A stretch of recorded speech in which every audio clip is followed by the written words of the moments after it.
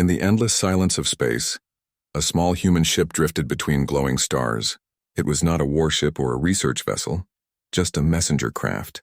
Inside it sat Elias Ward, a man who never imagined his simple job would change the fate of an entire species.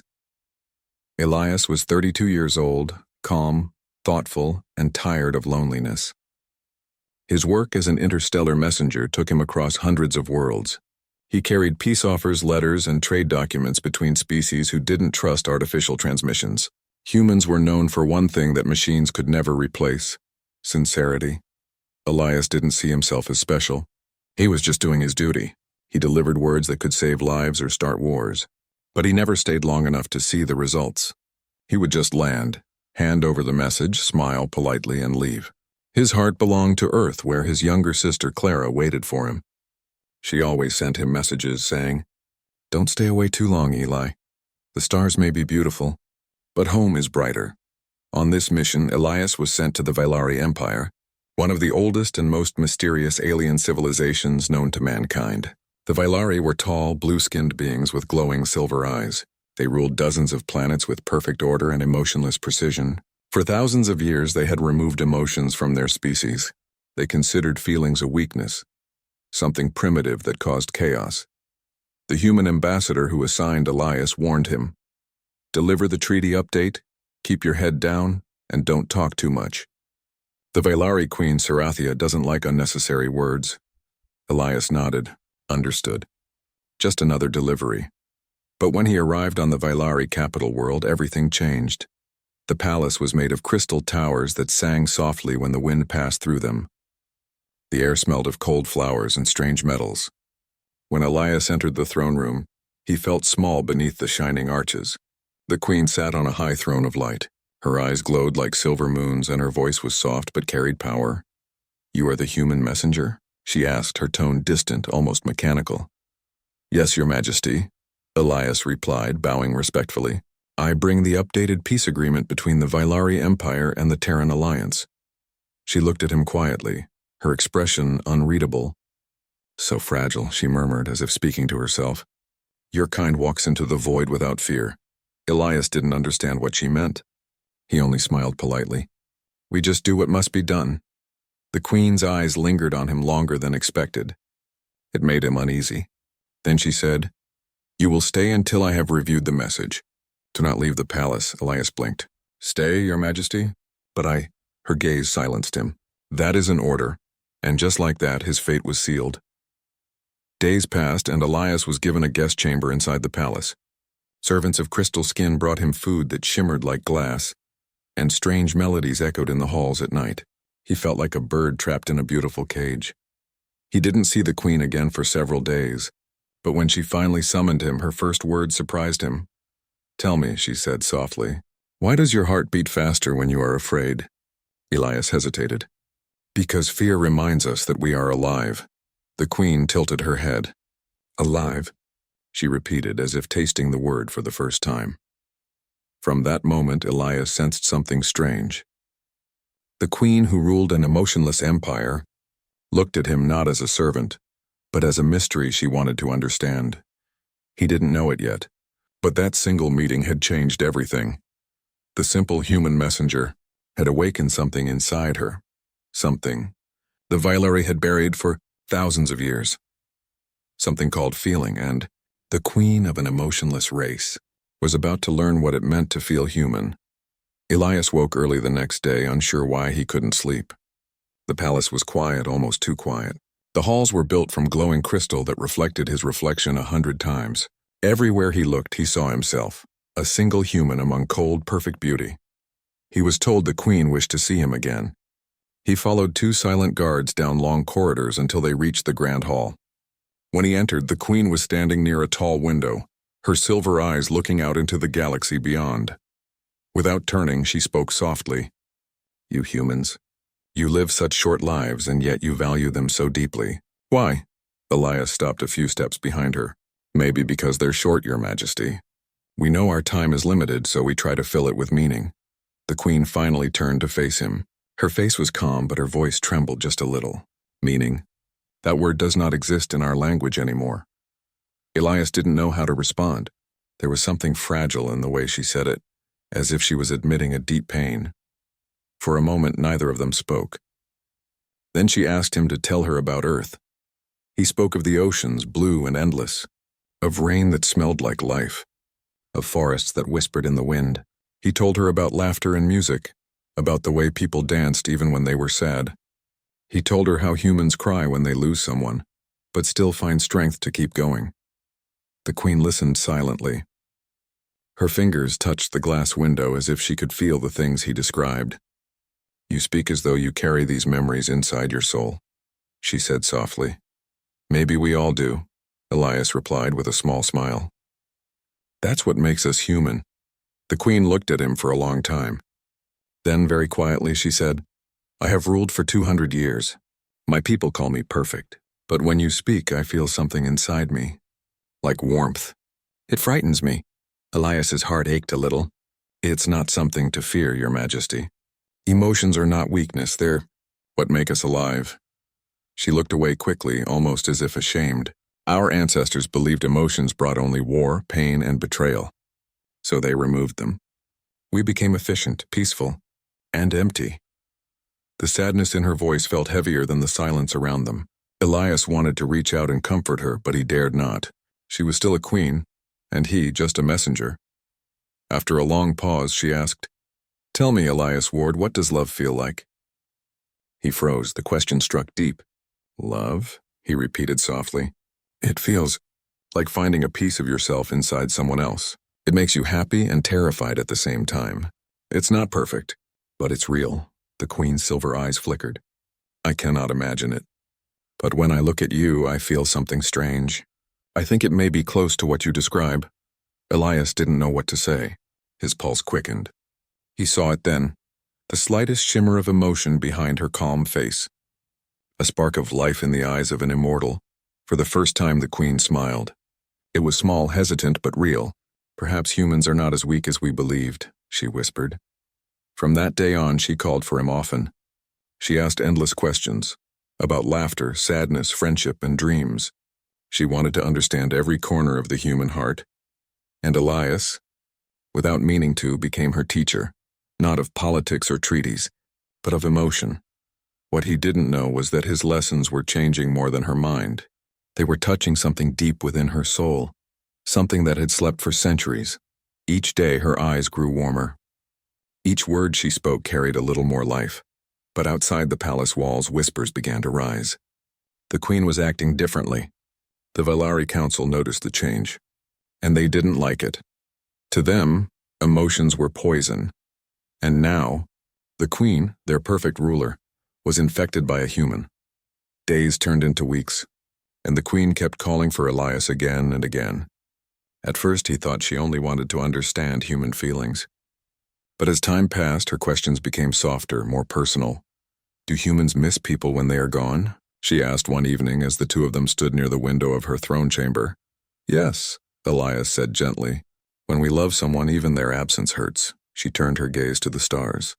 "I wonder what that feels like, to miss someone, to feel pain and still cherish it." Elias looked at her, seeing not a cold ruler but a woman burdened by centuries of emptiness. "It feels human," he whispered.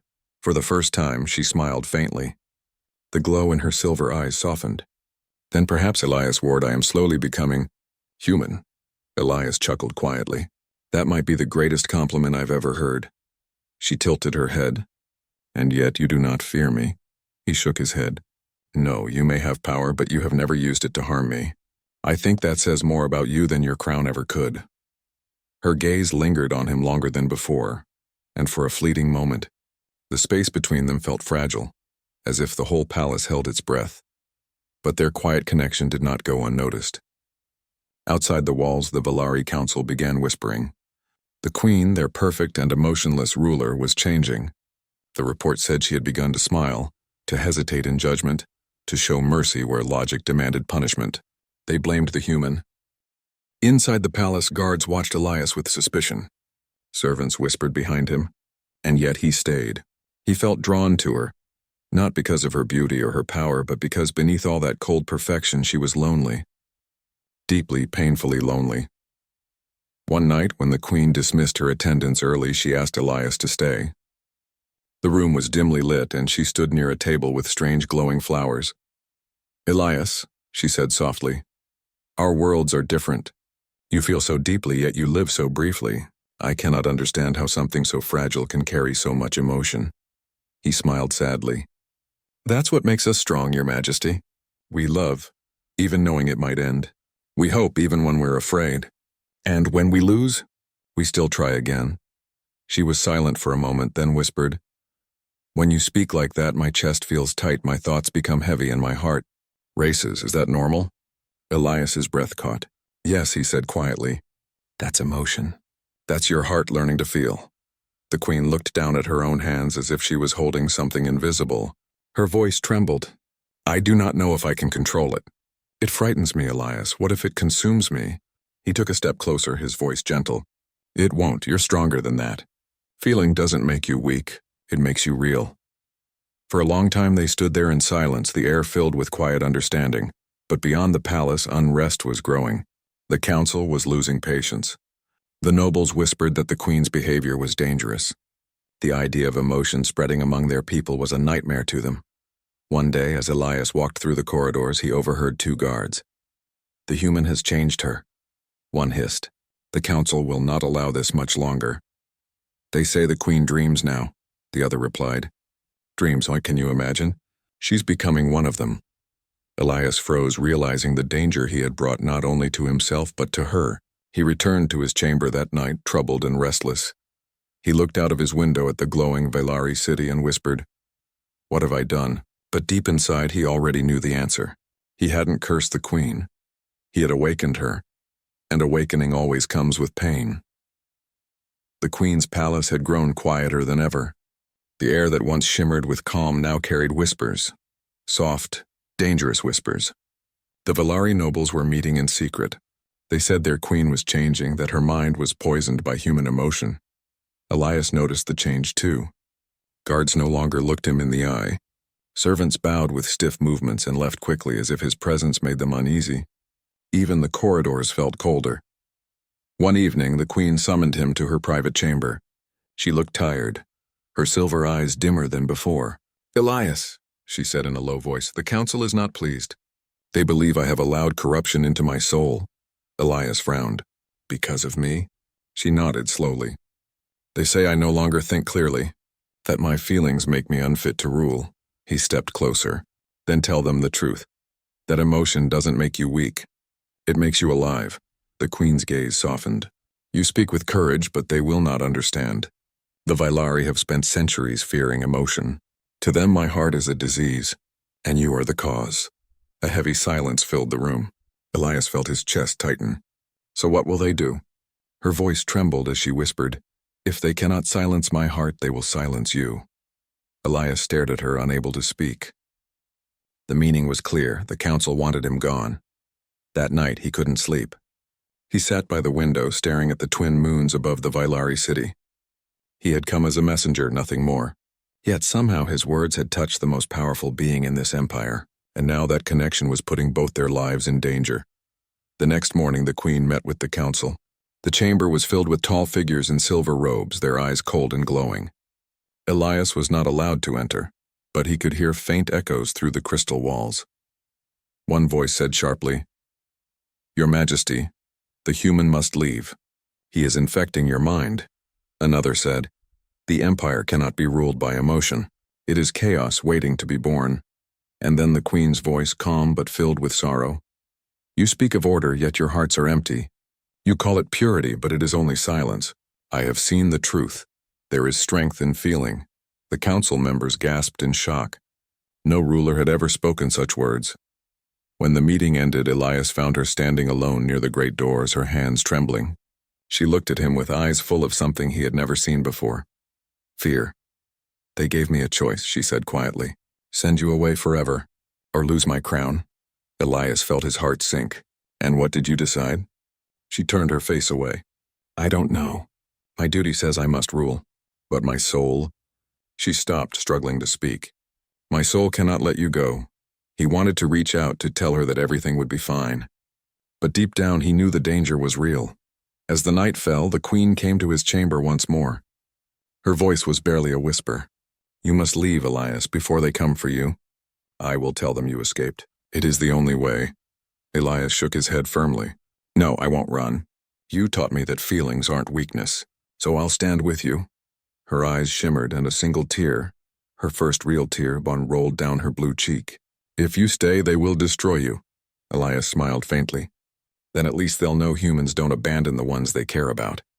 For a long moment, the queen said nothing. Then she whispered, You are a fool, Elias Ward. Maybe, he said softly, but I'm your fool. And in that quiet moment, surrounded by danger and stars, the emotionless queen felt something powerful, a mix of love, fear, and heartbreak. Outside her chamber, the sound of armored footsteps echoed in the distance. The council had made its decision. 50 words. The morning sky over the Vylari capital burned with soft silver light, but peace was nowhere to be found. The palace trembled with quiet tension. Soldiers moved like shadows through the halls, their faces cold and their weapons ready. The council had made their decision. The human must be removed. Elias felt it before anyone said a word. The silence in the air, the fear in the servants' eyes, it all told him that something terrible was coming. He stood near his chamber window, watching the twin suns rise, his thoughts heavy. He didn't want to run. He couldn't, not when the queen had risked everything for him. Suddenly, the doors burst open. 2 guards stepped in, their armor shining under the pale light. Human, one of them said sharply. You are under arrest by order of the council. Elias raised his hands calmly. I haven't done anything wrong. You have corrupted the queen, the other replied coldly. You will be taken to the outer cells for questioning. Before they could move closer, a commanding voice echoed through the hall. Enough, the guards froze. The queen herself stood at the doorway, her silver eyes glowing fiercely. She wore her royal crown, but there was no calm in her expression, only fire. You will not touch him, she said. Her tone was sharp and filled with emotion. He is under my protection. The guards hesitated. Your Majesty, the council has ordered. I am the queen, she shouted, her voice shaking the crystal walls. And as long as I breathe, no one harms him. The guard stepped back, uncertain. In that moment, Elias saw something he had never seen before. The Vylari queen trembling not from fear but from passion. Her emotions, once buried, now burned brighter than any star. But the calm didn't last long. The great doors of the throne room opened again and the council entered. 12 tall Vylari, cloaked in silver and pride, walked with cold anger in their eyes. Your Majesty, the High Counselor said sternly, you are no longer fit to rule. You have allowed the human disease to infect your mind. Step down or we will remove you by force. The queen lifted her chin. You call emotion a disease, but it is the one thing that gives life meaning. Without it, you are nothing but hollow statues. The counselor's face darkened. Then you leave us no choice. Guards surrounded them. The air filled with the hum of energy weapons. Elias stepped forward, placing himself between the queen and the soldiers. If you want her, he said loudly, you'll have to go through me first. Elias, no, the queen cried out, but he didn't move. His hands shook, yet his voice stayed strong. You say we humans are weak because we feel. You're wrong. Our emotions make us brave enough to fight for what we love. The council gave a signal. A blue flash of light cut through the air. Elias felt a burning pain across his chest. He stumbled, falling to the floor. Elias! The queen's scream shattered the silence. She fell to her knees beside him, holding his body close. His blood shimmered like red glass against her blue skin. Her hands trembled as she looked into his fading eyes. Why would you do this? She whispered, her voice breaking. Elias smiled weakly. Because you needed to feel what love means. And then his body went still. The queen's world collapsed in that moment. Something deep inside her shattered. Centuries of control, perfection, and silence were torn apart. She screamed, a sound so raw that even the soldiers stopped. Her crown fell to the ground as tears rolled down her cheeks. Real, glowing tears. The Vylari around her felt something strange inside their own hearts. A warmth, a heaviness, an ache they could not explain. For the first time in thousands of years, the Vylari felt emotion, and it all began with the death of one simple human messenger. The great hall of the Vailari palace was silent. The echo of the queen's scream still lingered in the air. The guards stood frozen, their weapons forgotten, their glowing eyes wide with confusion. Elias's body lay still in her arms. His human warmth was fading, replaced by the cold air of the palace. The queen held him tightly, refusing to believe he was gone. "Wake up," she whispered, her voice trembling. "You cannot leave me, not after showing me what it means to feel." No answer came. Only the faint hum of the palace lights filled the silence. Her tears fell upon his face, glowing like liquid silver. And then something extraordinary happened. The floor beneath them began to shine with soft blue light, spreading outward like waves in water. The queen's sorrow pulsed through the palace, through every wall and every crystal vein of the city. Far beyond the throne room, Vailari citizens looked up from their daily routines. They felt something new, a heaviness in their chests, a warmth behind their eyes. Some began to tremble. Others wept without knowing why. The queen's grief had awakened emotion across the entire empire. She looked down at Elias again, brushing his hair with trembling fingers. "You did this," she whispered softly. "Even in death, your heart speaks louder than my crown ever could." When the High Council realized what was happening, panic spread among them. The oldest among them shouted, "Seal the energy lines! Stop the spread!" But it was too late. The change could not be contained. Every Vailari, from soldier to servant, now felt the weight of their own hearts. Centuries of silence had been broken. The queen rose slowly, still holding Elias's lifeless body.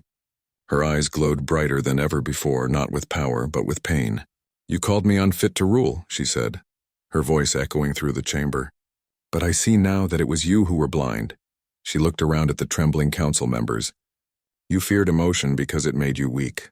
Yet in my weakness I have found strength." The council members stepped back in fear. They had never seen her like this. She was no longer the cold ruler they once controlled. She was something new, something alive. The queen walked slowly toward the great throne and laid Elias gently upon its steps. "This man," she said softly, "came to us with nothing but words, yet he gave us back our souls." A silence fell again, but it was no longer empty. It was full of meaning, full of hearts beating in unison. Then the queen fell to her knees beside Elias. Her body shook with emotion she could not contain. "I would give up my throne 1,000 times, she whispered, "just to hear your voice again." Her hand rested over his heart, and in that moment, something faint flickered beneath her palm. A single weak heartbeat, the queen gasped. "Elias," she whispered, but the sound faded quickly. It was only an echo, a final memory of his life. Still she smiled through her tears. "Even in death you refused to leave me completely." Outside the palace, rain began to fall for the first time in centuries. It was not water, but glowing drops of liquid light, a physical sign of the queen's sorrow spreading across the empire. The Vailari stood in the streets feeling warmth and pain for the first time, staring at the sky in wonder. In that moment, they understood what their queen had lost and in what she had gained. Love. It had begun with a simple messenger, a man with no weapon, no army, only words and a heart brave enough to feel, and now, because of him, the Vailari Empire would never be the same again. The queen stood, her tears still shining. "You gave us what we forgot, Elias," she whispered. "You gave us back our humanity." Years passed, and the Vailari Empire was no longer the same. The cold lights of their cities now glowed warmer, softer. Laughter and songs, once forbidden, echoed through their crystal halls. Children painted stars on the walls, and artists sculpted shapes inspired by human beauty. And at the center of it all was Queen Seraphine, the once emotionless ruler, now a being touched by love and sorrow. Every year, on the day of Elias's death, she walked to the Hall of Light, where his body rested within a crystal chamber. The humans had offered to take him home, to bury him among his kind, but she had refused, not out of selfishness but out of love. She had promised that as long as her heart beat, his story would live among the stars. Many whispered about the strange decision. Some believed she was cursed by human emotion. Others said she could not bear to let go of her first love. But the truth was far deeper, a truth only she knew. The queen often sat beside the crystal, her hand pressed gently against the glass. "You changed me," she would whisper. "But I didn't tell you everything, did I?" In her heart she carried a secret, one that began long before Elias had arrived. Centuries ago, when the Vailari first discovered humanity, Seraphine had been a young princess. Among the first messengers Earth sent was a man named Elias Ward, the same face, the same voice, the same heart. But that Elias had died saving her from a rebel attack during the first peace talks. His death had shattered something inside her, turning her cold forever. And then, hundreds of years later, another human came, with the same name, the same kindness, the same way of speaking.